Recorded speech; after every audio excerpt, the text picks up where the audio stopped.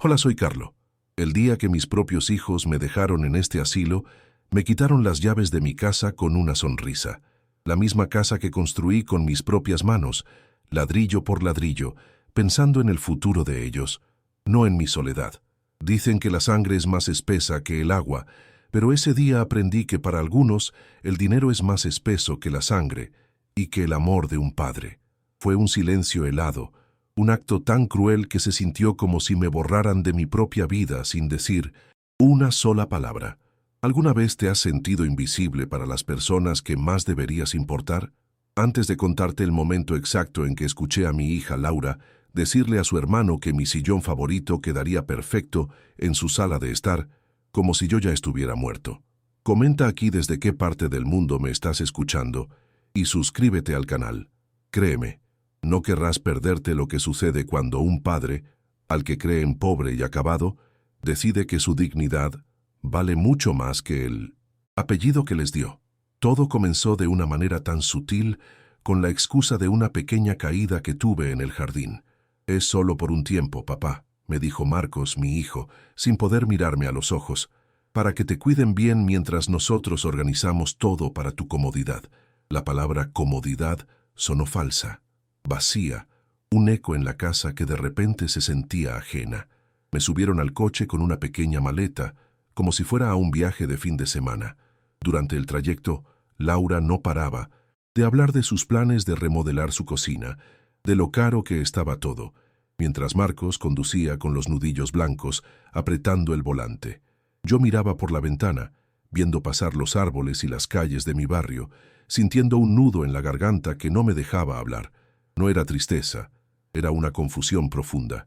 ¿Cómo habíamos llegado a este punto? ¿En qué momento dejé de ser su padre para convertirme en un problema logístico, en un mueble viejo que había que reubicar para hacer espacio para lo nuevo? La casa donde crié a mis hijos se encogía en el espejo retrovisor hasta desaparecer, y con ella, una parte de mí. El lugar al que me llevaron olía a desinfectante y a una tristeza resignada.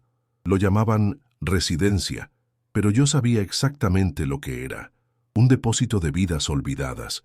Un lugar donde los días se medían por las pastillas que te daban las enfermeras y las noches eran un largo pasillo de toses y quejidos ajenos. Mi casa olía a madera recién cortada, a los guisos de mi difunta esposa Elena, a vida. Este lugar olía a lejía y a resignación. Las paredes blancas y desnudas parecían absorber cualquier rastro de personalidad.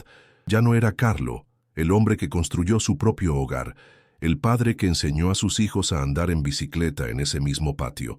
Ahora era simplemente el residente de la habitación 204, un número en una lista, una cama que ocupara hasta que dejara de ser útil. La soledad aquí era diferente a cualquier otra. Era una soledad impuesta, una sentencia dictada por mi propia sangre. Los primeros días fueron un borrón de espera y confusión. Me sentaba junto a la única ventana de mi cuarto, que daba a un pequeño jardín perfectamente cuidado pero sin alma, y esperaba. Esperaba el coche de Marcos, la llamada de Laura.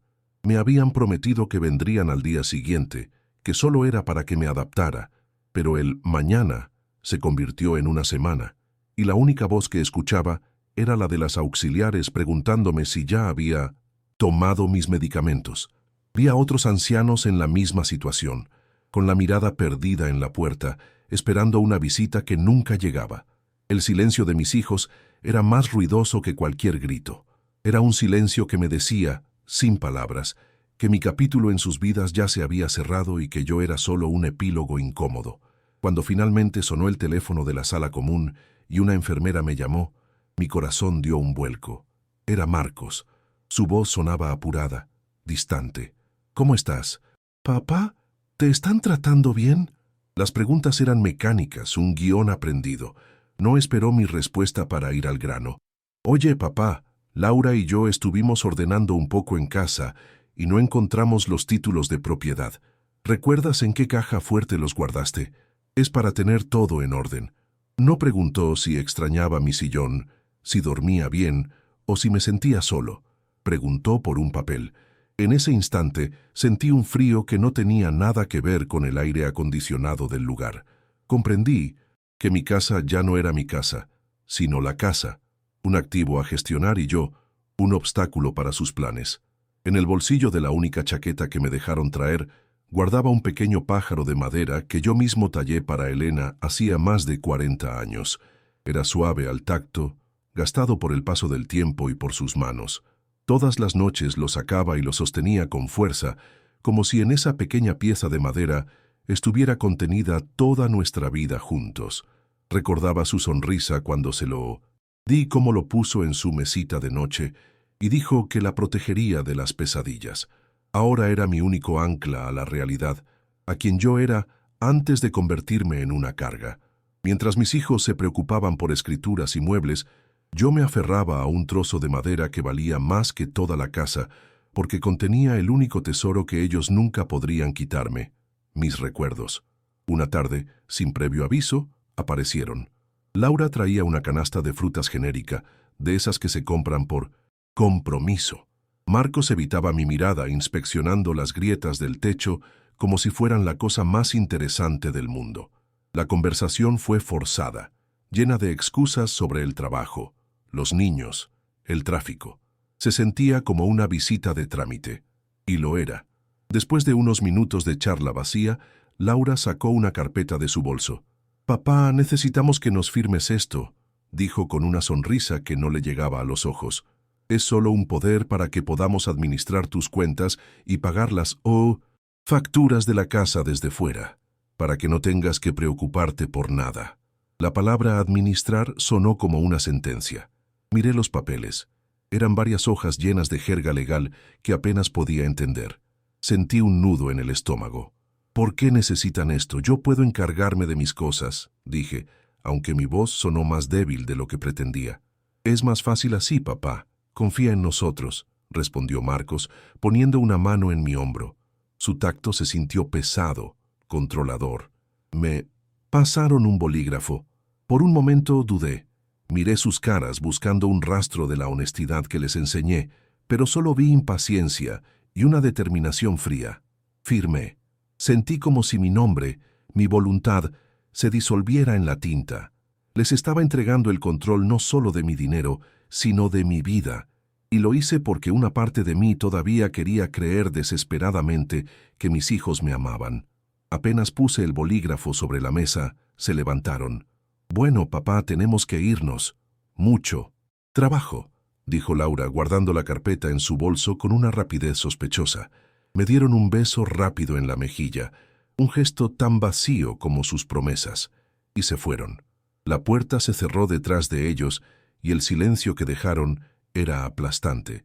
Me quedé sentado en esa silla de plástico, mirando la canasta de frutas que ni siquiera me gustaban, y la verdad me golpeó con la fuerza de un puñetazo. No había sido un acto de cuidado, sino de despojo. Me habían neutralizado, me habían convertido en un espectador de mi propia vida, mientras ellos se convertían en los dueños. La sonrisa de Laura al guardar los papeles no era de alivio, era de victoria. Las semanas que siguieron a esa firma se convirtieron en un largo y monótono pasillo de tiempo vacío.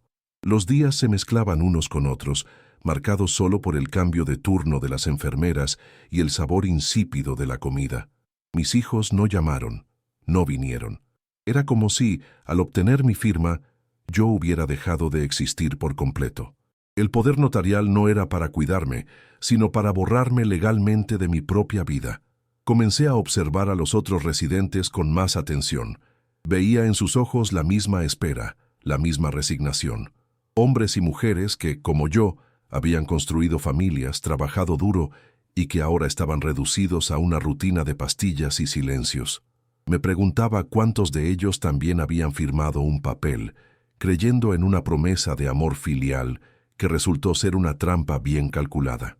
La soledad aquí no era la ausencia de gente, sino la ausencia de propósito. Una tarde, Laura apareció sin avisar. Ya no traía cestas de frutas ni sonrisas forzadas. Su rostro era el de una gerente visitando una sucursal con problemas. Se sentó en el borde de la cama, sin siquiera quitarse el abrigo, y fue directo al grano. «Papá, hemos estado revisando todo. Tienes muchas cosas viejas en el taller que solo acumulan polvo. Vamos a organizar una venta de garaje para deshacernos de lo que no sirve. Es por el bien de la casa, para mantenerla despejada. No preguntó, afirmó. Mis herramientas, mis proyectos a medio terminar, la madera que había guardado por años para un último proyecto, todo reducido a cosas viejas. Intenté protestar, decirle que esas cosas eran mi vida, pero ella me interrumpió con un gesto de la mano. No te preocupes, papá, nosotros nos encargamos de todo. Tú descansa. Unos días después, una de las auxiliares me entregó una caja de cartón. El nombre de Laura estaba escrito en un costado con un marcador negro. Mi corazón se encogió antes de abrirla. Dentro, apilados sin cuidado, estaban mis formones, mi martillo favorito con el mango gastado por mi mano, y un par de fotografías en blanco y negro de Elena y yo en el patio trasero, el mismo que ahora ellos estaban despejando. Era un acto de una crueldad exquisita. No solo me estaban despojando, sino que me enviaban los restos del naufragio como un recordatorio de mi impotencia. Sostuve el martillo en mi mano. Sentí su peso familiar, el equilibrio perfecto que solo yo conocía. Mis manos, que habían construido una casa, ahora solo podían aferrarse a las herramientas inútiles de una vida que ya no me pertenecía. La humillación era tan profunda que ni siquiera pude llorar. La llamada de Marcos llegó una semana más tarde. Su voz, por primera vez en mucho tiempo, no sonaba condescendiente, sino tensa, casi irritada. Papá, estamos con el contador y hay algo que no cuadra. Él dice que hay una cuenta de inversión a tu nombre de hace muchos años, pero no encontramos ningún papel.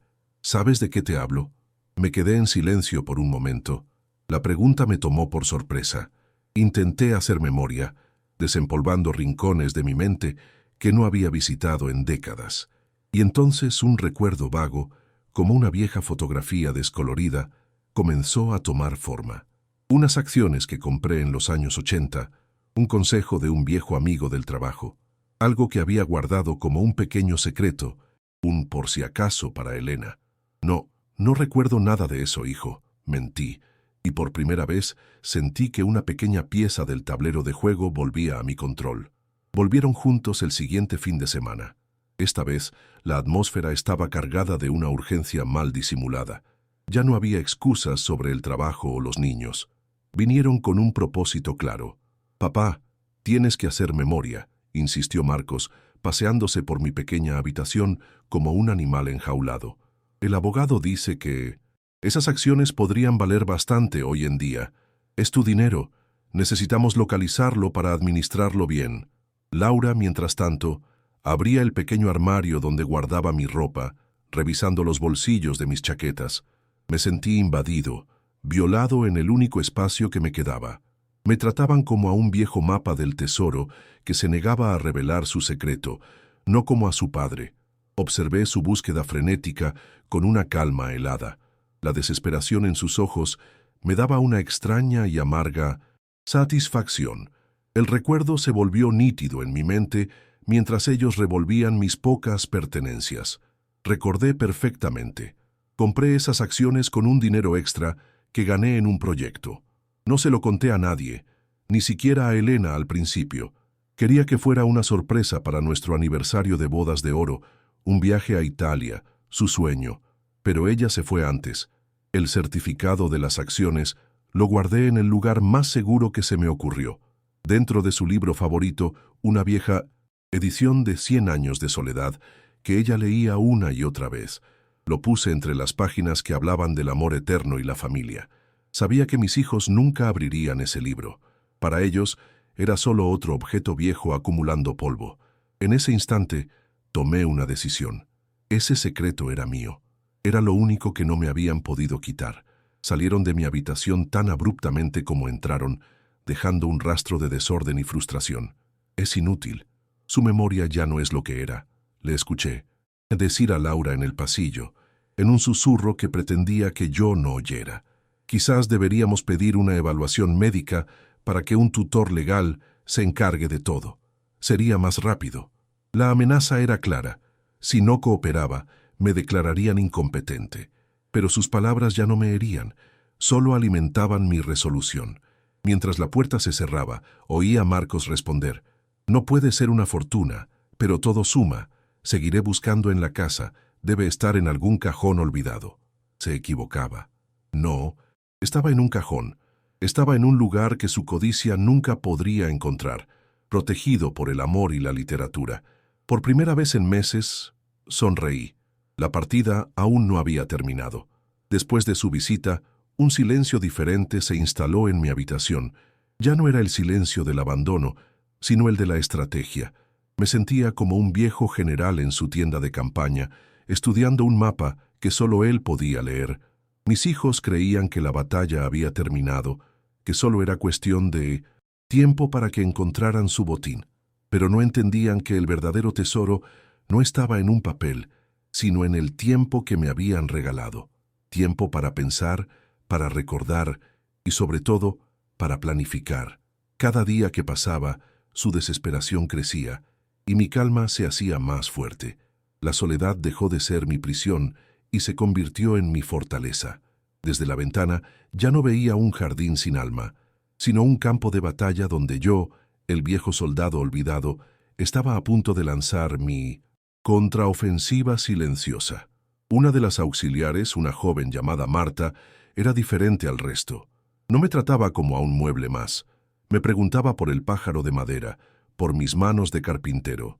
Un día, mientras me ayudaba a ordenar mis pocas cosas, le pregunté si podía traerme un periódico. «Claro, don Carlo», dijo con una sonrisa genuina. Cuando lo trajo, no fui a las noticias generales, sino a la sección de finanzas. Con los lentes temblando sobre mi nariz, busqué el nombre de la pequeña empresa de tecnología en la que había invertido hacía casi 40 años. Y allí estaba. No era una pequeña empresa más.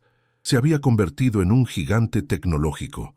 El valor de mis acciones no era bastante, como suponía Marcos, era una fortuna que mis hijos jamás imaginarían. Sentí un vértigo, no de alegría, sino de poder, un poder que no había sentido en años. La siguiente llamada fue de Laura. Esta vez, su voz era un lamento calculado, lleno de lágrimas de cocodrilo. Me habló de deudas, de que su hijo pequeño necesitaba un tratamiento costoso, de que la vida era muy dura. Si tan solo tuvieras algo guardado, papá, lo que sea, nos cambiaría la vida. Hacemos todo esto por la familia. La palabra familia sonó hueca, un arma que intentaba usar contra mí. Por un instante, el viejo instinto paternal me hizo dudar. El dolor en la voz de una hija, aunque fuera falso, siempre toca una fibra sensible. Pero entonces recordé su mirada impaciente mientras yo firmaba los papeles, su desdén por mis herramientas, por mi vida. Apreté el auricular con fuerza y le dije con una calma que me sorprendió a mí mismo: «Lo siento, hija. Ya les di todo lo que tenía. No me queda nada más». Esa noche no pude dormir.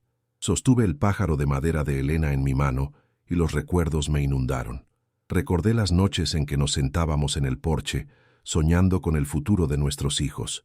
Queríamos que fueran buenas personas, honestas, trabajadoras. ¿En qué nos equivocamos? ¿Fue mi culpa? ¿Les di demasiado haciéndoles creer que todo les era debido? La culpa es una bestia pesada, y esa noche me aplastó. Pero mientras el sol comenzaba a teñir el cielo de gris, una nueva certeza amaneció en mí. Esto ya no se trataba de castigarlos. Se trataba de honrar el legado de su madre, un legado de amor y dignidad que ellos habían pisoteado. El dinero de esas acciones no era un premio para su codicia. Era la última voluntad de Elena, y yo iba a asegurarme de que se cumpliera. Al día siguiente busqué a Marta. La esperé en el pasillo, lejos de oídos curiosos. «Marta, necesito pedirte un favor enorme, y necesito tu discreción absoluta». Le conté una media verdad. Le dije que quería contactar a un viejo amigo del ejército para poner mis asuntos en orden, un hombre que se había convertido en un excelente abogado.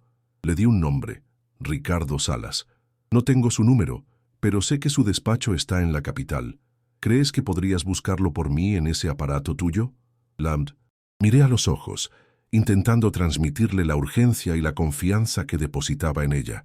Ella dudó un segundo, probablemente consciente de que estaba rompiendo alguna regla, pero luego asintió. No se preocupe, don Carlos. Yo lo busco. Ese pequeño gesto de humanidad se sintió como la primera victoria. La respuesta de mis hijos a mi negativa fue más rápida y cruel de lo que imaginé. Una mañana, un hombre con un maletín y una sonrisa condescendiente entró en mi habitación. Dijo ser un geriatra, amigo de la familia que venía a charlar conmigo. Pero sus preguntas no eran amistosas, eran una trampa. ¿Se acuerda de lo que cenó anoche, Carlo? A veces se siente confundido. Sus hijos están preocupados por su memoria. Comprendí al instante. Era la evaluación de competencia que Laura había amenazado, el golpe final para declararme incapaz y tomar el control absoluto. Respiré hondo y respondí a cada pregunta con una precisión quirúrgica, citando detalles del periódico que Marta me había traído, hablando de política, de economía. Lo miré fijamente y le dije: «Mi memoria está perfectamente, doctor. Lo que me preocupa es la falta de memoria de mis hijos sobre el respeto que se le debe a un padre». El supuesto doctor se fue con el maletín vacío y una expresión de contrariedad en el rostro. La visita, sin embargo, me dejó temblando de una rabia fría y lúcida. Ya no había vuelta atrás. Habían intentado despojarme de mi mente, de mi propia identidad. Esa misma tarde, Marta se me acercó discretamente y me deslizó un trozo de papel en la mano. Era un número de teléfono. «Abogado Ricardo Salas», susurró. Le dije que un viejo amigo llamaría. Asentí, guardando el papel como si fuera el certificado de mi libertad. Esa noche, mientras todos dormían, me acerqué al teléfono de la sala común. El corazón me latía con fuerza, no por miedo, sino por la certeza de lo que estaba a punto de hacer. Marqué los números lentamente. La partida de ajedrez estaba por terminar y yo estaba a punto de hacer mi jaque mate. Al otro lado de la línea, la voz de Ricardo Salas era firme y tranquilizadora. «Están en camino, Carlo. ¿Estás seguro de esto?» Respiré hondo. El aire del asilo olía a victoria por primera vez. «Más seguro que nunca, Ricardo. Gracias por venir». Colgué el teléfono y me senté en la única silla decente de mi habitación, la que daba a la ventana. A mi lado, Ricardo, un hombre de mi edad con ojos que habían visto de todo, organizaba una delgada carpeta sobre la mesita. No había nervios, solo una calma fría y absoluta. Los había citado con un simple mensaje a través de Marta. «He recordado dónde están los papeles de la inversión. Vengan esta tarde». Sabía que vendrían corriendo. La codicia es el cebo más efectivo, y mis hijos llevaban meses mordiéndolo sin descanso. La trampa por fin estaba lista. Llegaron puntuales, una novedad en ellos. Entraron en mi pequeña habitación sin llamar, como si fuera una extensión de su propiedad. Laura llevaba una sonrisa tensa de anticipación, mientras que Marcos tenía la mirada de un depredador que está a punto de cobrar su presa. Apenas repararon en Ricardo, asumiendo que era algún funcionario del asilo o, en el peor de los casos, un notario que agilizaría el trámite. «Hola, papá», dijo Marcos, su voz falsamente jovial. «Nos dijiste que recordaste algo. ¿Dónde están los documentos?» No hubo un «¿cómo estás?», ni un gesto de afecto, solo la urgencia descarnada de quien busca un tesoro. Se sentaron en el borde de mi cama, invadiendo mi último refugio, sin saber que estaban asistiendo al funeral de sus propias expectativas. Observé sus rostros ansiosos y sentí una profunda y amarga lástima. Ricardo carraspeó, un sonido sutil, pero que cortó el aire como un cuchillo. «Buenas tardes. Soy Ricardo Salas, el abogado del señor Carlos Rojas». La palabra «abogado» cambió la atmósfera al instante. Las sonrisas de mis hijos se congelaron. Marcos frunció el ceño. «¿Abogado? Papá, ¿para qué necesitas un abogado? Nosotros nos encargamos de todo». Antes de que pudiera seguir, Ricardo deslizó un documento sobre la mesa. «Este es el primer asunto. Es una revocación oficial del poder notarial que ustedes le hicieron firmar. A partir de este momento, ya no tienen ninguna autoridad legal sobre los bienes, las cuentas o las decisiones del señor Rojas. Él ha recuperado el control total de su vida». Laura soltó una risa nerviosa. «Esto es ridículo. Papá no está en condiciones de...» «Al contrario, señora». Interrumpió Ricardo con una calma glacial. «Su padre está más lúcido que nunca». Fue entonces cuando Ricardo abrió la carpeta principal, sacó un estado de cuenta y lo colocó frente a ellos. No era el certificado de acciones original, sino un resumen actual del portafolio de inversión. Mis hijos se inclinaron para ver, todavía confundidos, y entonces sus ojos se clavaron en la cifra final, en la parte inferior de la página. Un número con tantos ceros que parecía un error de imprenta. Vi cómo el color desaparecía del rostro de Marcos. Laura se llevó una mano a la boca. Un sonido ahogado escapó de sus labios. Se quedaron completamente inmóviles, como estatuas de sal, mirando fijamente un papel que demolía su realidad. El silencio en la habitación se hizo tan denso que podía sentirlo vibrar. No era una pequeña fortuna, era un legado que ellos, en su ceguera, habían despreciado y que ahora se les presentaba como un sol inalcanzable. Rompí el silencio. Mi voz no tembló. Ese dinero. Comencé, y ambos levantaron la vista hacia mí, sus ojos llenos de una incredulidad desesperada. Ese dinero era para su madre, era nuestro sueño. Un viaje a Italia, una vejez tranquila, verlos a ustedes crecer a sus hijos sin preocupaciones. Pero ella se fue, y yo lo guardé pensando que algún día serviría para honrar su memoria, para asegurar el futuro de la familia que ella tanto amó. Hice una pausa, mirándolos a los dos. Pero ustedes no son esa familia. La familia que Elena y yo construimos se basaba en el amor y el respeto, no en el cálculo y el abandono.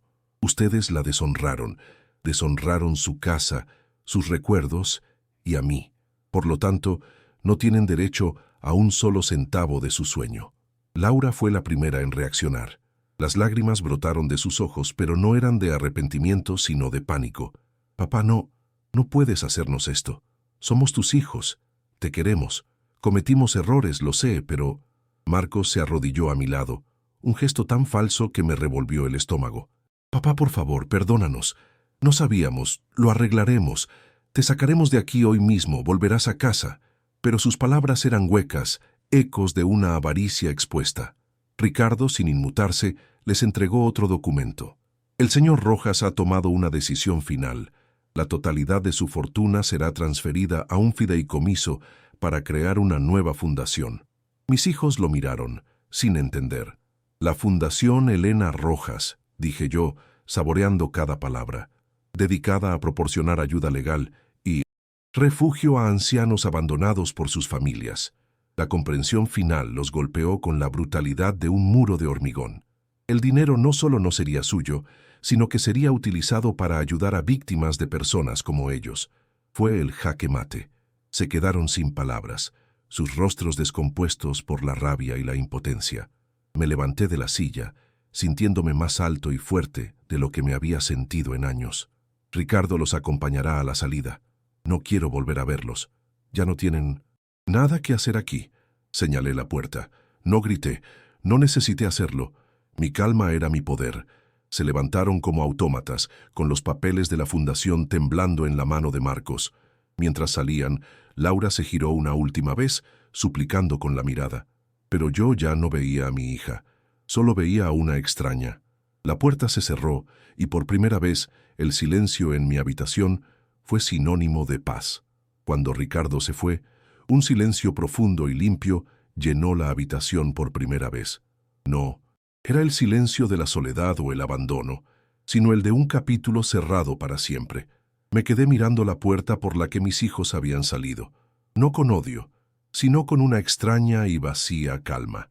El peso que había cargado durante meses, la humillación, la rabia, todo se había disuelto en el aire. Tomé el pequeño pájaro de madera de mi bolsillo, el último regalo para Elena. Sus bordes suaves se sentían como una caricia. En ese momento entendí que no los había castigado a ellos, me había liberado a mí. Había elegido honrar el amor de mi esposa por encima del lazo de sangre que ellos habían traicionado. La habitación del asilo ya no era mi celda, se había convertido en el lugar donde recuperé mi nombre y mi dignidad. A la semana siguiente, dejé el asilo. No volví a la casa que construí con mis manos. Esa casa estaba manchada de malos recuerdos y de codicia. Ricardo me ayudó a encontrar un pequeño apartamento en el centro, con un balcón que daba a un parque lleno de vida y un cuarto extra que convertí en mi taller. Compré herramientas nuevas y la mejor madera que pude encontrar. Volví a sentir el olor del cedro y el pino, y mis manos, que se habían vuelto torpes por la inactividad, recuperaron su vieja destreza. Los días ya no eran una espera interminable, sino una agenda llena de propósito. Me reunía con los abogados de la fundación, revisaba proyectos y por las tardes me sentaba a tallar, no por nostalgia, sino por el simple placer de crear algo hermoso con mis propias manos. Volví a ser Carlo, el carpintero, el hombre, no el problema. La casa fue lo primero que se vendió. Ricardo se encargó de todo.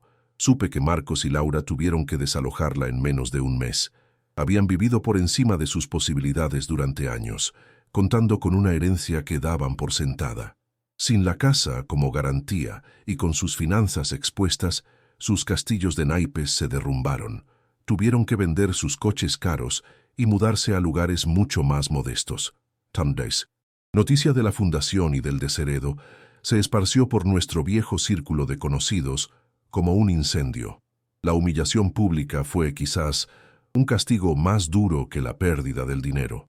Dejaron de ser los hijos exitosos del viejo Carlo para convertirse en el ejemplo local de la ingratitud y la avaricia. La vida a veces tiene una forma muy irónica de cobrar sus deudas, pero la consecuencia más profunda no fue económica, fue la destrucción de lo poco que quedaba entre ellos. Supe, a través de una indiscreción de un viejo amigo, que no volvieron a hablarse. Laura culpaba a Marcos por no haber sido más firme conmigo, por haber dejado que un abogado entrara en escena. Marcos, a su vez, la culpaba a ella por su impaciencia y su descarada codicia, que fue lo que me abrió los ojos. El pacto que los unía, el interés común por mi patrimonio, se rompió en 1000 pedazos en aquella habitación del asilo. Al final, se quedaron sin padre, sin herencia, y lo más triste de todo, sin el uno al otro. Su codicia no solo les costó un futuro cómodo, les costó el único lazo familiar que les quedaba. Se convirtieron en dos extraños unidos por un fracaso compartido. Un día, visité de incógnito uno de los primeros hogares que la Fundación Elena Rojas ayudó a financiar. Era un lugar pequeño, limpio y lleno de luz, donde un grupo de ancianos conversaba animadamente en un jardín. Me senté en un banco y observé. Vi a una mujer recibir la visita de una voluntaria que la escuchaba con paciencia, a un hombre al que le leían el periódico porque su vista ya no se lo permitía. Vi respeto, vi compañía, vi la dignidad que a mí me habían intentado arrebatar. Nadie allí sabía quién era yo, y eso era perfecto. No buscaba reconocimiento. En las sonrisas de esas personas, en la calidez de ese lugar, sentí la presencia de Elena más fuerte que nunca. Este era su verdadero legado, un amor que no se guardaba en una cuenta bancaria, sino que se transformaba en refugio para otros. Nunca volví a saber de ellos directamente. Un año después recibí una carta sin remitente en mi nuevo buzón. Era la letra de Laura. No pedía perdón, solo intentaba justificarse, hablando de sus problemas y de cómo yo nunca entendí las presiones del mundo moderno. No la respondí. La leí una vez y luego la usé para encender la pequeña chimenea de mi taller en una noche fría. Mirando las llamas consumir sus palabras, no sentí rabia ni tristeza, solo una paz definitiva. Mi decisión nunca fue un acto de venganza, sino el acto final de un padre que, al no poder enseñarles a sus hijos el valor del amor, decidió enseñarles, de la forma más dura, el precio de no tenerlo. Y yo, en mi vejez, aprendí que la verdadera familia no es la que te toca por sangre, sino la que eliges construir con dignidad. Si conoces a alguien que necesita escuchar este mensaje de confianza en sí mismo, por favor, comparte este video con esa persona. No olvides suscribirte para más historias sobre cómo encontrar tu propio camino, incluso cuando no es lo que los demás esperan. Gracias por escucharme. Mi nuevo taller huele a cedro y a comienzos.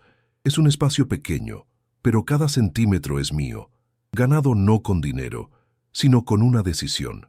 A veces, mientras la garlopa se desliza sobre la madera, me detengo y miro por la ventana. Veo a los niños jugar en el parque, a las parejas pasear, y siento una paz que la vieja casa, con todos sus fantasmas, ya no podía darme. Construí aquel primer hogar con la ilusión de dejar un legado material, un techo para mis hijos. Pero ahora entiendo que el verdadero legado no son las paredes que levantas para otros, sino los cimientos de dignidad que construyes para ti mismo. Este pequeño apartamento, con su luz de la tarde y el sonido de la vida afuera, es más un hogar de lo que aquella mansión vacía llegó a ser en sus últimos años. Aquí no hay espacio para la codicia, solo para la creación. Pienso mucho en Elena. Me pregunto qué diría si viera todo esto. Sé que le dolería el comportamiento de nuestros hijos, pero también sé que estaría orgullosa de la fundación que lleva su nombre. Ella siempre creyó que la bondad era una inversión, la única que siempre daba frutos. El dinero de las acciones nunca fue realmente mío. Era la materialización de sus sueños y de su fe en el futuro. Usarlo para crear un refugio para otros, para devolver la dignidad a quienes se la intentaron quitar, es la única forma de honrarla de verdad. Cada vez que firmo un cheque para ayudar a un nuevo centro o para pagar un abogado que defienda a un anciano, siento que es ella quien guía mi mano. Su amor no murió con ella, se transformó en algo más grande, en un escudo para los vulnerables, y eso es una fortuna que ningún mercado de valores puede tasar. He aprendido que la palabra familia es un verbo, no un sustantivo. No se trata de la sangre que compartes, sino de las acciones que demuestran lealtad, cuidado y respeto. Mis hijos eran mi sangre, pero Marta, la joven auxiliar que me consiguió el número del abogado, actuó más como una hija en ese momento crucial. Ricardo, mi viejo amigo, demostró ser más un hermano que nadie. La familia, la de verdad, es esa red invisible de personas que te sostienen cuando estás a punto de caer, las que te escuchan sin juzgar y te recuerdan quién eres cuando tú mismo lo has olvidado. La Fundación me ha permitido conocer a muchas de estas familias elegidas, construidas sobre la empatía y la solidaridad. He descubierto que se puede estar más acompañado, rodeado de extraños con buen corazón, que en una casa llena de parientes con el corazón vacío. No voy a mentir, hay días en que una sombra de tristeza me visita. El recuerdo de mis hijos como niños pequeños, sus risas en el jardín, sus manos aferradas a la mía. Ese dolor es una cicatriz que nunca desaparecerá del todo. El amor de un padre no se apaga con un interruptor, pero ya no siento rabia. Lo que siento es una lástima profunda por ellos. En su desesperada búsqueda de riqueza material, perdieron la única riqueza que importa, la capacidad de amar desinteresadamente, la integridad, la paz interior. Se condenaron a sí mismos a una vida de desconfianza, mirando siempre por encima del hombro, sospechando de todos, porque saben de lo que son capaces. Su castigo no fue perderme a mí o al dinero. Su verdadero castigo es tener que vivir para siempre con las personas en las que se convirtieron. Al final, esta historia no es sobre una herencia perdida o una venganza servida en plato frío. Es sobre el poder que todos tenemos de reclamar nuestra propia narrativa. No importa cuán arrinconado te sientas, cuán invisible te hayan hecho sentir, siempre hay una elección. Puedes aceptar el papel de víctima que te han asignado o puedes levantarte y escribir tu propio final. Mi final no fue en la habitación 204 de un asilo, olvidado y despojado. Mi final lo estoy viviendo ahora, con las manos cubiertas de aserrín, el sol en la cara y un propósito que me levanta cada mañana. La dignidad no es algo que te puedan dar o quitar, es algo que decides defender, incluso si tienes que hacerlo solo. Y esa es la única batalla que realmente importa ganar en esta vida. Si conoces a alguien que necesita escuchar este mensaje de confianza en sí mismo, por favor, comparte este video con esa persona. No olvides suscribirte para más historias sobre cómo encontrar tu propio camino, incluso cuando no es lo que los demás esperan. Gracias por escucharme.